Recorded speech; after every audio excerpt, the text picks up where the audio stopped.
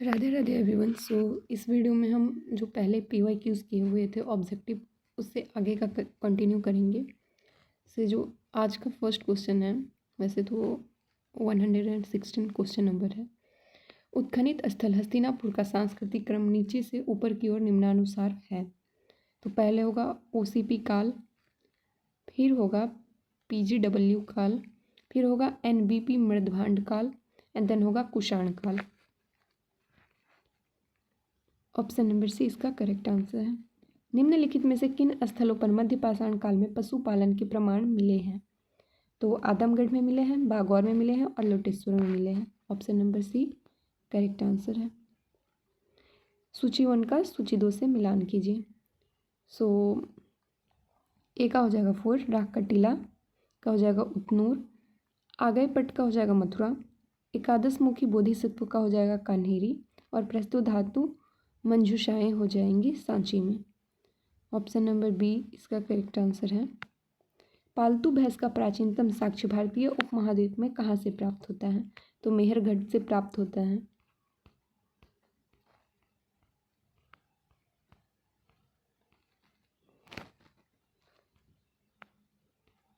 पूर्व पाषाण युग के लोगों का प्रमुख उद्यम क्या था? तो शिकार था। तो वो लोग पहले तो शिकार करने से ही स्टार्ट किए थे ना। मध्य पाषाण काल के लोगों की मुख्य विशेषता क्या थी? लघु पाषाणोपकरणों का प्रयोग। क्या मिट्टी के बर्तन बनाना नवपाषाण काल से संबंधित है?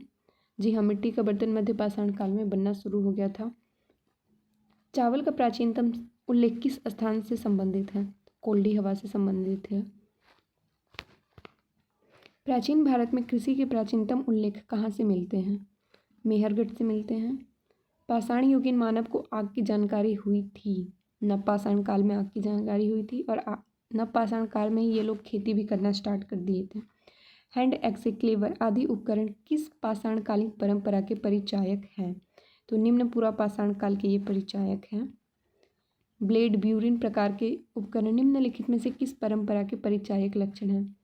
ब्लेड और ब्यूरिन जो है ये उच्च पूर्व पाषाण काल के हैं। आभूषणों से युक्त मध्य पाषाणिक मानव समाधियां प्राप्त हुई हैं, महदहा से प्राप्त हुई हैं।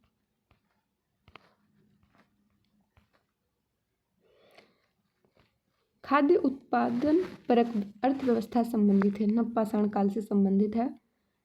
खाद्य उत्पादन परक मतलब कि खेती करना, अपने भोजन का निर्माण करना, शिकार करना, फलों को उगाना, सब्जियों को उगाना, ये सब नवपाषाण काल में स्टार्ट हो गया था अच्छे से। गंगा घाटी में धान उत्पादन के प्राचीनतम प्रमाण किस स्थल से प्राप्त हुए हैं? लौरादेव से प्राप्त हुए हैं।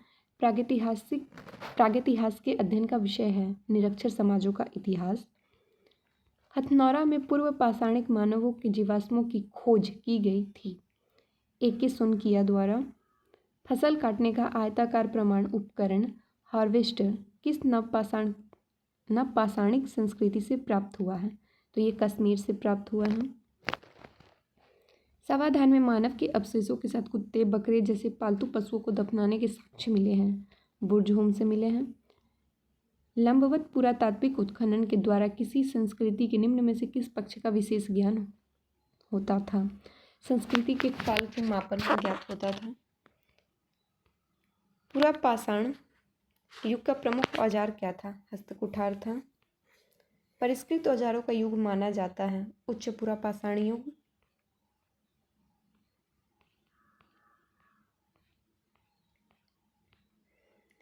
अनाज की उपज प्रथम बार हुई थी। अनाज की जो उपकरण वो सबसे पहले हुआ था नवपाषाण काल में।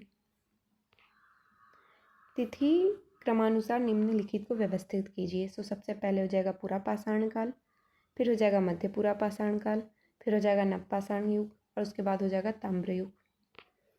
निम्नलिखित स्थलों में से कौन सा स्थल प्रागैतिहासिक शैल चित्रकला के लिए प्रसिद्ध है? तो भीमबेटका प्रसिद्ध है। औधोलिखित संस्कृतियों में कौन पाषाण युगीन संस्कृति नहीं है? सोथी संस्कृति नहीं है। हस्तकुठार उपकरण निम्नलिखित में से किस विधि का उपकरण था? वाइफेस्टियल का ये उदाहरण था। लघु पाषाण उपकरण अधोलिखित किस संस्कृति के प्रमुख उद्योग हैं? तो ये मध्य पाषाणिक संस्कृति के उदाहरण हैं। निम्न नवपाषाणिक स्थल से पशु बाड़े का प्रमाण मिला है। महगड़ा से मिला है। इनाम गांव प्रमुख पुरास्थल है। जॉर्वे संस्कृति का उदाहरण स्थल है। महापाषाण संस्कृति संबंधित है। लोहा से संबंधित है। प्रसिद्ध भीमबेटका गुफाएं स्थित हैं। रायसेन में स्थित हैं।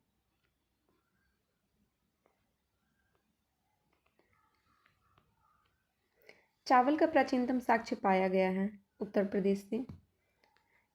किस नवपाषाणिक स्थल से धान की खेती के प्राचीनतम साक्ष्य मिले हैं? लहोरा द्वीप से मिले हैं। मध्य पाषाणिक स्थल चौपानी मांडू स्थित है। इलाहाबाद कोरांव तहसील में बूढ़ी बेलन के किनारे स्थित है। काले क्रम में इसको सजाएं। तो सबसे पहले हो जाएगा पूर्व पाषाण युग, फिर हो जाएगा नवपाषाण युग, फिर हो जाएगा कांस्य युग, उसके बाद हो जाएगा लोह युग। कुछ पुरातात्विक स्थलों की सूची नीचे दी गई है। इनमें से कौन सी मध्य भारत की ताम्र पाषाणिक संस्कृतियां हैं? मध्य भारत की, तो मध्य भारत में मध्य पाषाणिक जो संस्कृति थी वो थे नबदा टोली में और कायता में। निम्न में से किस मध्य पाषाण कालिक पुरा स्थल से मृग श्रृंग के छल्लों की माला के प्रमाण मिले हैं? तो महाराहा से मिले हैं।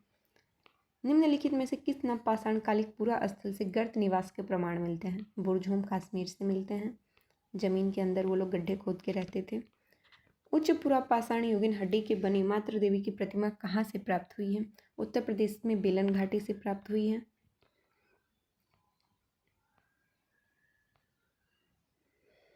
प्रारंभिक पूर्ण मानव को किस नाम से जाना जाता था? कॉमिक ग्रॉन से जाना जाता था। सूची 1 का सूची 2 से मिलान कीजिए। सुसरायनहार हो जाएगा मध्य पाषाण युगीन। पटने हो जाएगा उच्च पूर्व पाषाणी। सौपाई हो जाएगा गैरिक मृदभांड परंपरा। और मुहूर झारी हो जाएगा महाअश्म समाधि। आम्री संस्कृति कहाँ विकसित हुई है? तो आम्री संस्कृति जो है वो सिंध में विकसित हुई है। पशुपालन का प्राचीनतम साक्ष्य कहाँ से प्राप्त हुआ है? बागौर से प्राप्त हुआ है। प्रागैतिहासिक काल का कौन सा स्थल ताम्बवती नाम से प्रसिद्ध है? आहाड़। निम्नलिखित में से कौन सा वक्तव्य सही नहीं है? प्रागैतिहासिक श्रेयों में मानव गतिविधियां चित्रित नहीं है, जबकि नवपाषाण काल में मानव समाज की रचना नहीं हुई थी। पुरापाषाण उपकरणों का मानव गतिविधियों का प्राप्त नहीं हुई थी। ये सब नहीं होगा। इसका ऑप्शन नंबर डी जो है वो करेक्ट आंसर होगा।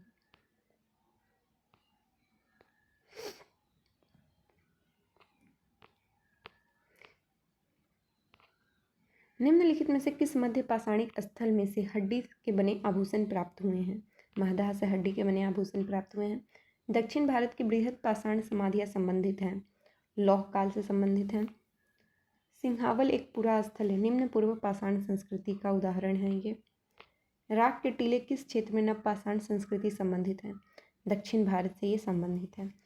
आज के वीडियो में हम 165 क्वेश्चन तक आ गए और जो कल वीडियो आएगा उसमें हम 166 क्वेश्चन से कंटिन्यू करेंगे और 200 तक उसको ले जाएंगे। Thank you. और अगर आपको इसका PDF चाहिए होगा तो आप प्लीज़ कमेंट कर दीजिएगा। हम एक सेपरेट टेलीग्राम बना देंगे जिस पर हम आप लोग को PDF दे देंगे। Thank you.